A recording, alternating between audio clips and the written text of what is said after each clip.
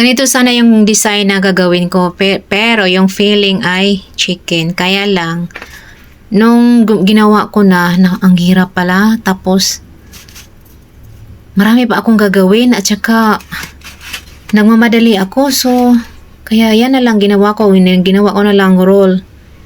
So, ang hirap pala sa unang tingin natin. Sa ating paningin, madali lang. Pero pag yung actual na, nako, ang hirap pala gawin. So, next time, sa ano ko na, aaralin ko. Kaya yan lang yung ginawa ko, pero hindi masyadong maganda. Kasi nga, wala na akong time. Kasi request ito ng amo na dadalhin ko sa aming playdate. Yung playdate kasi na pumuntahan namin ay foreigner, kaya mahilig sila, ang foreigner mahilig sa bread. Kaya ito yung sinuggest ko kay amo na ito yung lulutuin ko.